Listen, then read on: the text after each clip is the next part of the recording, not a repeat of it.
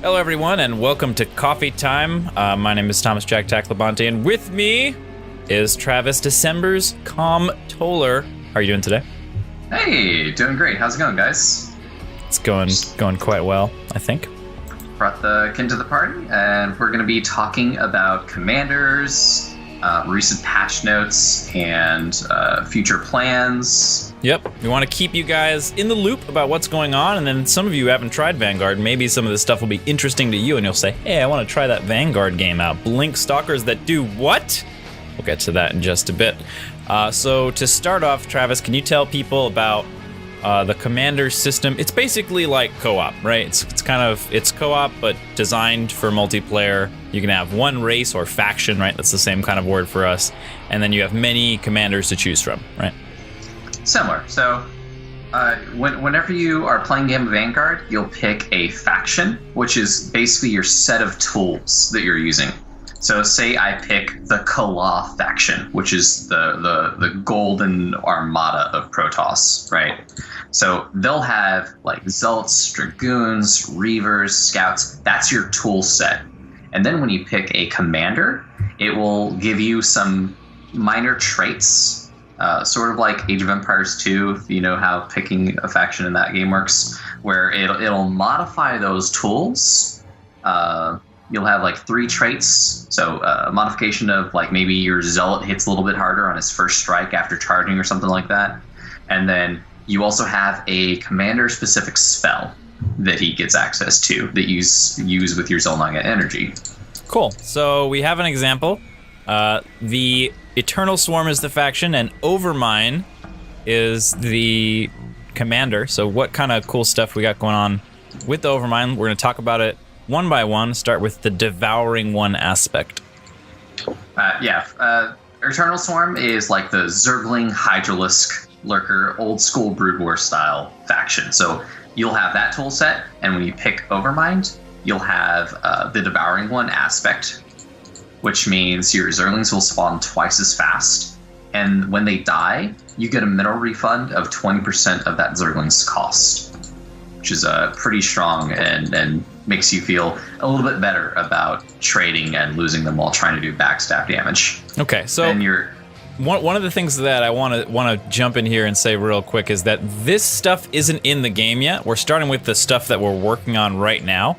But we're hoping to get commanders in for this commander stuff for sometime this week in this cycle. We kind of have a Wednesday to Wednesday week as far as playtesting is concerned, which is why we do this video on the Tuesday to let you guys know what's coming up next. And so what do you think? One of the things I want to know is, what do you think each aspect is going to, literal aspect in this case, is going to have an effect? Like what's cool about faster Zerglings that spawn? What do you do with that? Like what's cool with that?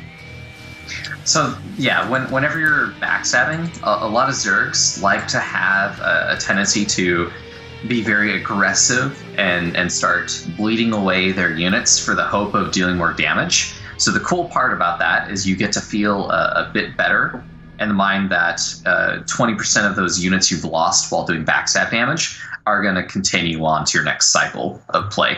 So that really benefits a very aggressive play style. Cool. Next one is the Hunter-Killer aspect. Hydralisks supply a lingering poison, dealing 6 damage over 5 seconds. So what's the thought behind that one? So it is a tiny little damage debuff because you're always applying this lingering poison to units while you're fighting. But it's rather small. So this is a more minor trait, but because it's a pure like actual power trait, it's like you're just getting a little tiny bit of free extra damage on your Hydras. So nothing crazy, right? And if you push anything too crazy, it makes it like you have to be that commander to really invest in that unit. So it's minor, and it kind of lets you kind of do some more skirmish damage where you can get shots off, applies the poison, and maybe you can back up and shoot again right after 5 seconds. You can kind of get more free kite damage that way if you want to use it that way. Or they just, anytime you rub up against someone's Hydralisk when they're Overmind, they feel that little bit extra sting when they engage your Hydras. Okay, So and how does stacking work with this lingering poison? no stacking. No stacking at all. So that would be incredibly overpowered. So if I hit an Ultralisk that's got, lingering poison on it already, say there's like 1 second left and I hit it again, will that reset the clock, or will it have to just go down to 1 and before it can get hit again? No, yeah, it keeps resetting. It keeps refreshing. As soon as you hit it, then it's still another 5 seconds till it finally wears off. All right, nice. So it'll keep going. It's still good to keep attacking, keep resetting that clock as long as you can. But it's not going to stack because that would be ridiculous. It'd be so much damage so quickly. Yeah, so it's all slight little benefits and perks that are pretty minor, but it allow sort of new ways to use units, or a slight emphasis on a specific unit. And the thing that I really like about the system that I'm really excited about is it gives us a lot of space to try really cool stuff and to just pretty much always add content without overburdening the new player too much, because they only have to deal with one commander at a time, learning one commander at a time. Similar to the way in MOBAs, there's a lot of champions, but you just got to kind of learn your champion first, and then you can branch out from there. Absolutely. So the Ultralisk, tell me about the Ultralisk. Oh, well, the other cool thing is that you can see us adding 3 more commanders if we really, really dove deep for it, right? Without breaking anything, right? You could just have slight variances. So that's the cool thing, is the expandability of the system. So the Ultralisk, it has the Terrask aspect.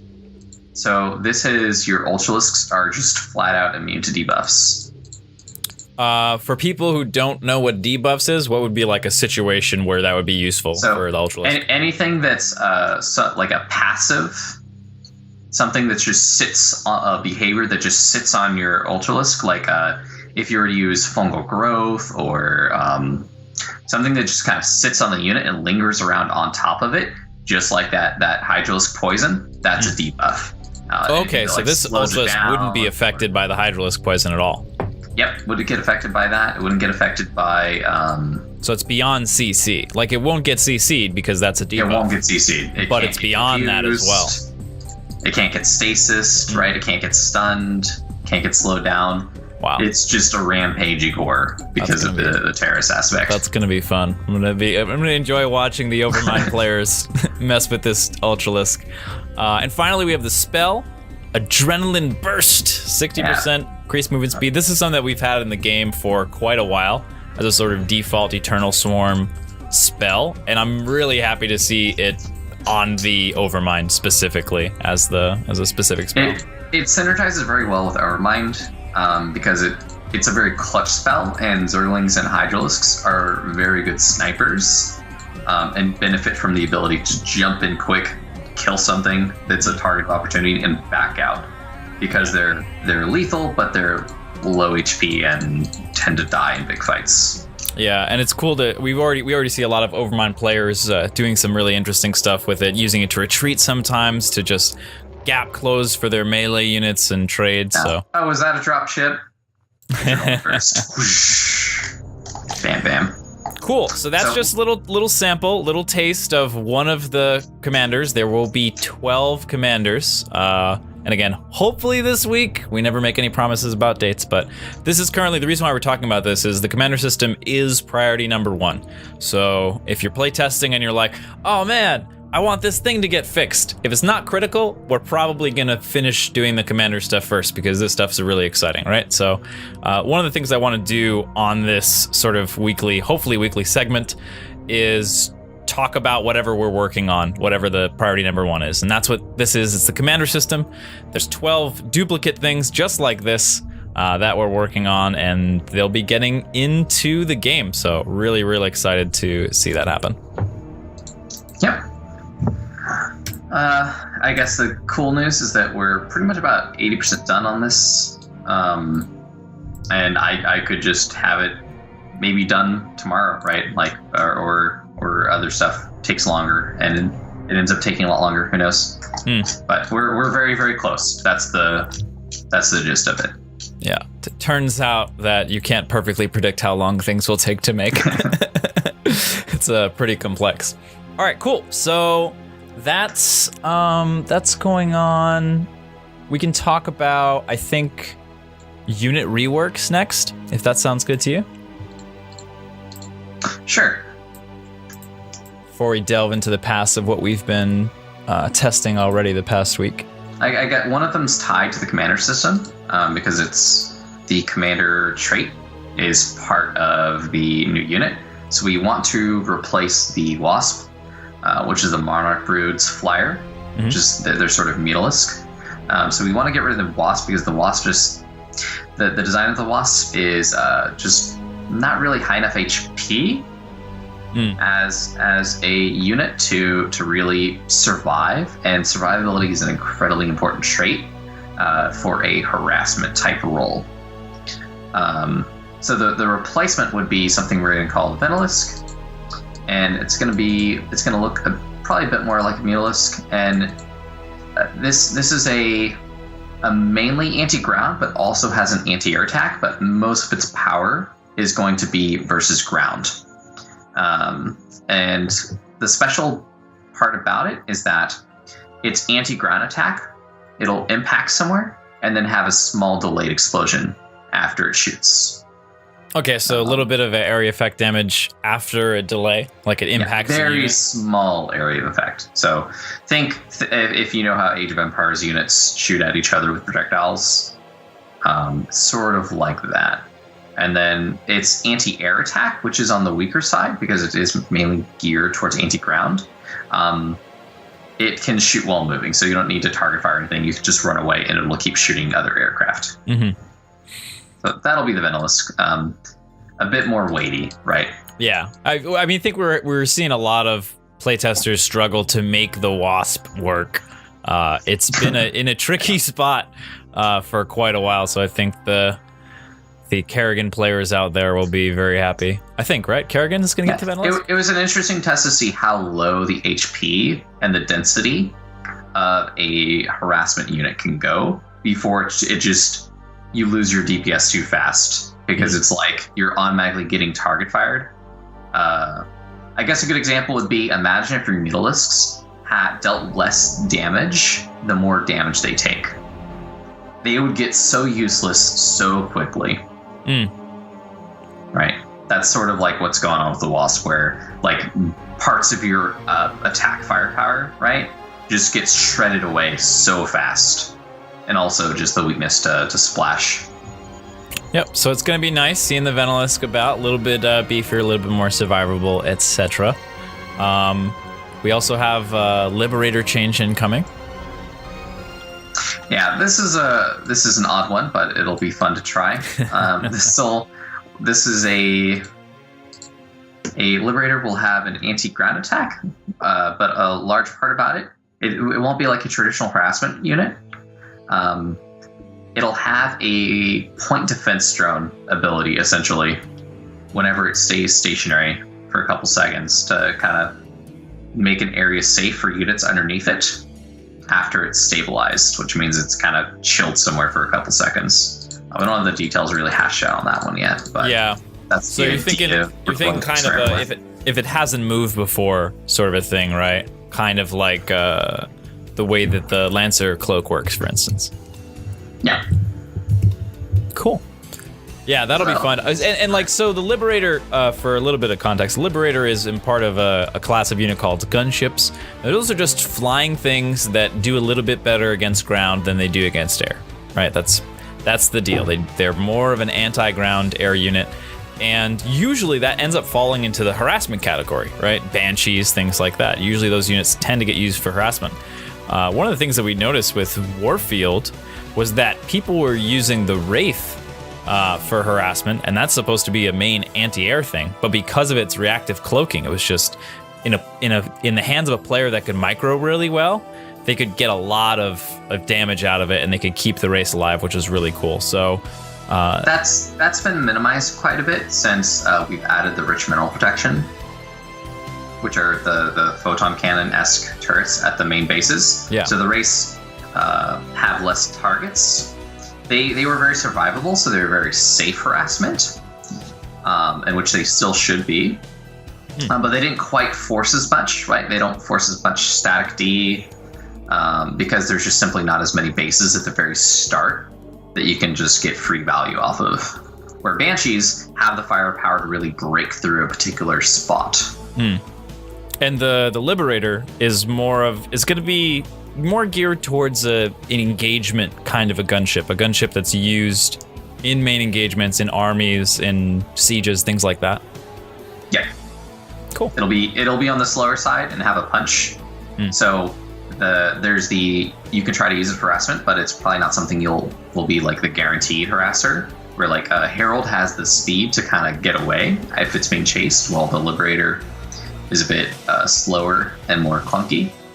So that's a unit that you'll want to kind of have an idea if they've gone any sort of anti-aircraft in the sky to chase you down, essentially. Cool. And this might be the last one. The medic is getting changed a little bit. Yeah, so we're gonna make it more of like the if you know the Stetman model, very sciencey. Oh, cool. We're gonna use that model. Nice. More dense looking, because right now it feels like a medic, which makes you want to spam it, which you shouldn't because it's very expensive. So it'll be like half healer and then half dislodger. So it's gonna basically grab the Spectre's role. We're gonna fold the Spectre into the medic, so that whenever you build a medic, it's got like those two different roles encompassed within it. So it'll have some sort of battle flair, which will be very good at dealing with units that have kind of hunkered down and are just chilling out somewhere. So it'd be kind of like an AoE CC spell of some sort. Yeah. Cool. And is that it for reworks, or did I miss one? There's a bunch of minor stuff that I'm not completely happy with. Like the Ultralisk is too one-dimensional. It gets too easily countered by just skirmishing, right? Like Dragoons or Stalkers or Roaches, anything just kind of backing up while fighting. That's something I'm not entirely happy with. Baneling is functional, but just not fun, I think. So those are some other units that I do want to, if I ever have time, take a pass over. Yep. Yeah. Cool. All right. So we're going to talk a little bit about what we've been testing now. We're going to go into the past. This past week, we've had a couple of storylines going on. We'll do the main ones first. The whole rally worker mineral field thing. I'll set up some context, and I'll let December take it away with the little journey we've taken to try to solve this silly little problem. But basically, in the ideal situation, we're trying to offload a lot of the in-base management time and have players use that time out in the field, multitasking, fighting, harassing, instead of managing your base, which is a little bit of a different take, right, on an RTS. And so part of that is that we automated worker production. But we found that players were gaming the automated worker production system to produce more workers than other people, and so they ended up basically doing the Brood War thing of every 17 seconds going to their base and grabbing a worker and sending it out somewhere else instead of sending it, right? So they were boxing workers every 12 seconds or whatever, just like Brood War, which is the opposite effect that we wanted, but people are gonna min-max, especially the pros. Worker transfer instead of build worker button. Yep, and that's what that became. So we tried a couple of things, and we did end on a solution. Travis, you want to take us through that little story there? Sure. So first we tried sort of a compromise system where you could rally your worker rally to a new base, and it would just it would use that base as how it determines if it should be building workers or not. So you could rally to a natural, and it will keep building its new workers there until the natural is full of saturation, and it'll re-rally to itself. So you've still got the decision making of if you want to invest more by rallying, but it's still just not as automated, and a bit also kind of hidden too. And then to make it responsive, it would be very, very performance intensive, where it's constantly checking each worker while en route to the mineral field, instead of just very easily counting, okay, how many workers nearby are carrying minerals, right? Which is just a much faster way to compute it. So it doesn't really fix it, and it's still you kind of have to do it to keep at the most eco, right? To have as much money as possible, where if you don't do it, you're just fighting its opponent who's doing it, then you're behind by like 400 minerals or something crazy like that. Or it's like, okay, you haven't actually touched your opponent, you haven't interacted whatsoever, but your opponent is like 5 zealots ahead of you, right? Like stuff like that. That's kind of against the philosophy of the game, right? So instead, this new system is something that stops transfers entirely to new bases. There's just no point. So you'll see, you'll build a base and you'll be like, okay, my base is warping in. Let me go long distance mining. Oh, my worker doesn't mine from it because it's still like in its raw form of minerals, and it has to be refined to a mineable state. So when you build a base and it finishes, it'll start converting your mineral patches to a mineable state. So you'll see create a little some kind of object on top of the mineral field to indicate that it's now mineable. Or Theo liked the idea of the entomb crystal thing being on all non-mineable crystals. Oh yeah, I think that would be a pretty intuitive way to do it. That would be cool. I still want people to be able to right-click on them. Like you can still use them for making them go through stuff, right? And right, scouting. still mineral walking. Yep. Yes, they can still mineral walk. I feel like maybe the entomb might make it feel like you can't do that. It would be my worry, but either way, the point is that there's you can't mine them. They're in a raw state. You build a base, and then the amount of time it takes to build a worker later, you can now mine from a mineral field, and then it gets refined it's refined fully, and then now it can have 2 workers mining at a single patch, and it goes on and on until the full 4 minerals at an expansion patch are fully mineable, right? So is this going to have like some pretty big implications on the economy then? Because players won't be able to just get 8 workers going on their natural as soon as it finishes. It'll slow down slightly, but it slows down for everyone, right? So it'll stop you from just shooting straight up to 7-8 workers by the time your natural is done. So it slows down. It does slightly minimize the amount of granularity there, where you can't push and go eco even further, right, than a normal player who doesn't even know about it. So you think this makes expansion play a little bit weaker, and sort of opening with units a little bit stronger because it takes longer to recover from the 400 or so mineral hit? It just means you can't be quite as greedy, right? You're forced to be a little less greedy while building a new base than before. Cool.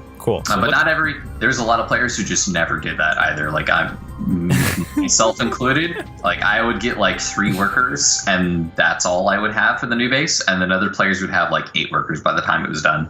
So, yeah. So for the people who have been really like gung-ho about doing this transfer thing and are really good at it, they're going to feel the hit. But players who haven't been all about it won't feel it quite as much, won't feel it change quite as much.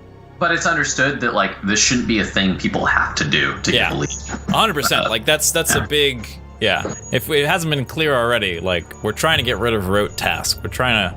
When you get an advantage over your opponent, it should be because you interacted with them and you outplayed them in a particular way, or you scouted them and you made a better strategic decision than them, something like that. There's also the philosophy of towards at the very beginning of the game, right? It should be pretty psychologically intuitive to just do what is good, right? Rather than, oh, you screwed up already because of something you just don't know about.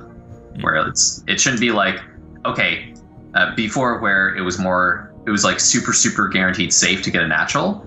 A player plays this game for like their first 20 games, right? And they just haven't played RTS before, and they just, oh, you didn't take an expansion right away. You're super far behind now? Like, okay. Yeah. why are we expecting players to do that, right? That's ridiculous. Yeah, and pushing things more towards making units first as well, like increases interaction, it's more intuitive. And the other thing too is, I mean, a big part of increased interaction is the idea that that's intuitive. Like if you're gonna play a PvP game, you want to interact with your opponent. That's the whole point. Otherwise, you'd be playing a PvE game, right? I mean, so I would always remember having to coach players and be like, no, don't look at the battles, don't micro, don't fight, just make more stuff and attack move, because you have to learn that first, then you get to do the micro stuff, right? So we're just kind of cutting that out and saying, yes, go fight, pay attention to the fights, micro matters, your engagements matter, high ground and all that kind of stuff, tactically. It's very accessible to get stuff out in the map is pretty important. So yeah, it ties into that philosophy of, at the start, it's, you know, it's safe feeling, it's very safe feeling and intuitive feeling, and then as it goes further and further, right, it expands, right, and the depth, like, just right, like outwards. That would be the general approach, where you're like, okay, now you can just double expand, right, and that's like the crazy choice because you're a crazy player. Yeah, I think the last game that I casted, someone took like 3 Nexus before. It was Beastie Cutie, 3 Nexus before gate. It was just like, so much greed. But they planned around it, right? Oh yeah. It's right. when they do it, when the professionals do it, it's not just willy-nilly. It's all calculated and figured out that they can get away with it by working together as a team, which is cool. Yeah. So the flip side of this that I need to make sure we mention is that you can still transfer workers. Like, there's still a point to it. It's primarily meant for harassment defense, right? Where you lose 8 workers in your main. Now it's a good idea to like box some of your workers from a natural and send them to your main. So that element is still there. Yep. Cool. Anything else on Worker Rally before we move on to incremental upgrades? I guess the thing we get to say is that we got to test it for a couple games. Seemed to be working just fine. Yeah. Cool. It'll be fun play testing with that this week. Next See if we can break it. We've removed incremental upgrades from the game. Had to put the word experimental in the patch notes just to calm people down. For in layman's terms, it's +1, +1, +2, +2, +3, +3, etc. Armor, shields, all of that is gone. And this has a lot of reasons why we're trying this out. One of the ones that I really get excited about that I want to talk about is the idea of hidden power and the getting rid of more hidden power. So Roach Tunneling Claws upgrade in StarCraft 2 is a non-hidden power. You can see it on the screen, you say, oh, these are better than a regular Roach in some kind of a way. Okay. If you're an experienced player, you know they have Tunneling Claws. But with +1, +1, it's if you're a spectator, the caster has to tell you or show on the screen, or you don't know. If you're a player, you have to click on your opponent's units to check, or you don't know. They don't get bigger. There's nothing that's intuitive on the screen telling the player or the audience that they're an extra strong kind of a unit. So by getting rid of that, it's really nice. It's value as well. Yeah. Super hard to just calculate that, right? Like, oh, how much will his +1 weapon affect this big group of Zerglings and Hydras fighting against some Zealots and Dragoons, right? How will this affect the outcome? Most people don't even know how that fight will go in the first place. Yeah. And so I think by taking more hidden powers away and adding in visible power, it becomes a little bit easier for the player, like you said, to judge whether they can win or lose a fight, because the relationships between the units remain fundamentally the same. The relationship between a Hydralisk and a Zealot throughout the course of the game remains fundamentally the same as far as how many hits it takes to kill it, etc. But we'll have attack speed upgrades, movement speed upgrades, we'll slightly alter how things are going. But you can have a general idea just by looking how that relationship is going to go, how that fight is going to go. You can see Blink Stalkers get more powerful because they're blinking and being more survivable and being able to snipe stuff. You can see Hydras are now all of a sudden good versus Zealot group because they're now fast and can kite away from them. Yep. But yeah, so that is the concept. That's the idea. One of the weird things that's been a kind of a strange feeling is that there's almost no reason to build forges and evos and stuff now. There's still the splash-ish upgrade that you can get, the late game static D versus air upgrade you can get at your forge evo or eBay. Are we thinking about, I mean, I know that we're thinking about in the future, if we decide to stick with removing incremental upgrades, adding more unit-specific upgrades, are you thinking about maybe we put them on the Forge, etc., or maybe we get rid of the Forge, move the Splash upgrade elsewhere? What are your thoughts on that? And do we change the tech tree to allow easier cannon building? I guess the main point of this experiment right now is to sort of feel it out and see the rippling effects of doing this, right? We know this is decreasing the depth of the game, right? Like that's just a guaranteed thing. But we want to see how it affects the game, right? It's still important knowledge. Ideal scenario, right? We've got all this stuff to supplement it and replace the depth, like having more unit-specific upgrades. Where if you look at a faction like Nerazim, they don't have that many upgrades that are unit-specific. Where a faction like Overmind, it's like, wow, I actually need to invest a lot of minerals and gas to get Zerglings to be good, right? Like there's already so many upgrades. I need 2 upgrades to get my Hydras feeling awesome, right? Yeah, so they're expensive too. 150 for both. Yeah. We need to buff the Hydra, I think. It feels like you've lost a limb, right? But other factions, okay, this is bearable. There's this missing component that I'm used to being there, and it's weird feeling, but I know it was there. So I'm more interested in seeing, right, if we can get away with this in the first place, of like, do we need more firepower that's scaling across all units? Maybe that's the case. Maybe I was feeling a little bit of that playing a Zerg, right? Where I'm like, okay, my units aren't powerful enough late game to be as backstab power as they could be, right? But that might be a thing we find out, right, through playtesting. It's gonna take a lot of hours though, in a lot of games. That's the other thing. Really start getting a holistic view of this. Yeah, that's the other thing I wanted to mention is that this is one of those really big fundamental changes that all these kind of changes tend to be simple, right? Like the lethality change. Everything does more damage for the most part. Okay, that's really simple, but it's pervasive, right? It's everywhere. So it makes this really big change, and it takes a really long time to see the effects of it. And removing incremental upgrades is really similar in that way. We're gonna be testing this for a while, be trying it out for a while. So if you're playtesting, please think about it, play with the unit upgrades, and think about how it changes the game, and make sure you give us your feedback. And if it makes anyone feel better, I have an immediate negative gut reaction to it, right? Like it's just, oh, I want my upgrades back. It's like no +1/+1. It's just like, whoa, yeah. It's very uncomfortable, very strange, but probably because I was ahead, right? And I was like, oh man, I want to make all my stuff good. I've got all this money, and I'm ahead, and I want to make my big army just start crushing them on the next fight. So that's something that's already a quick thing we find out, right? Yes. Oh wow, the player who gets ahead really gets to compound his advantage with upgrades. That'll be interesting to see if that seems to have an effect on comeback potential. It might increase comeback potential just because you can't get the upgrades and really solidify a lead. Cool. All right, so look out for that. And finally, we have a bunch of really small stuff. We're gonna do the small stuff and then we're gonna say goodbye. Looking at the patch notes now, Locust Colony got nerfed double build time. What's that all about?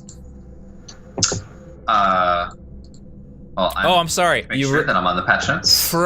Takes 13 seconds from 26 to build. I always read that backwards. We made it cheaper, but it was still really hard to use. The Locust Colony got a lot stronger, and now it's quite a bit more usable to really help keep some constant pressure while you're diving in. So this. Or you distract some units with it, right, and then go elsewhere with another. You do a feint, right? Still feels somewhat weak, but it's a very cheap spell. So having it take 26 seconds to set up means it took so long to set up and do anything with it and play around it. By the time you had an idea with it, 26 seconds past that game state has totally changed. The battlefield is totally shifted. That's not really useful anymore. Something like 2 seconds would be just way too quick of a cast time. Yep. For Like you would just force them to deal with it, and it adds quite a bit of power in smaller fights for its energy cost. So that's the scary part about that. So it feels interesting. Like it feels a bit tactical in that regard instead of just being like a combat spell. Yeah, and that's the idea of the Locust Calling, to be a kind of tactical ability. Yeah. Excellent. Everybody's got a frontline combat spell, right? So there's room for combat-oriented spells, but they should feel different and have like a different use case than the standard spell. Yeah, I think that's really important. Not too much just dumb power stuff, but more sort of interesting, tactical, unique things between the different commanders, etc. Should we start up at the Zolts getting their life taken away, or? We're going from September 5th down. Okay. Yeah, just so everybody has the frame of reference for this. Yep. Yeah, we're doing the last week of changes. Okay. Xel'Naga income no longer increases during freeze time. That was a bug. Bug is now fixed. We had a lobby where Theo had to like get a coffee or something, and we just sat in the lobby, and then he came back, and everyone started like 200 Xel'Naga energy. The longer you stall, the more energy you'd have. Yeah. The first fights were really intense. Energy everywhere. Yeah. So that's fixed. And we nerfed the DTs a little bit. I'm still not super pumped about the DT where it is right now. I'm pretty glad that it got the damage nerf there. Hello, Stripey Kitty number 2. Yeah, this is a rebel. This is Thumbelina. Chaos Cat. This is actually a Hellion. I know you think StarCraft 2 has to be called the Hellion. That's not a Hellion. This is a Hellion. Just a crazy creature. Goodbye. All right, and that wraps it up. We got to see both of December's cats. So next time you see December Cat, you now know what that stands for on Battle.net. Small note, we did change the in-game channel to SunSpear, just because it's easier than Vanguard SC2. It's easier to spell, it's less characters, and it's a little bit more understandable. So when you go to join the playtesting, join SunSpear as the in-game channel, and we'll hang out in there, and it'll be nice and cool. Anything else from Travis before we go? Coffee's really good. Coffee is really good. With that, we're out of here. See you later.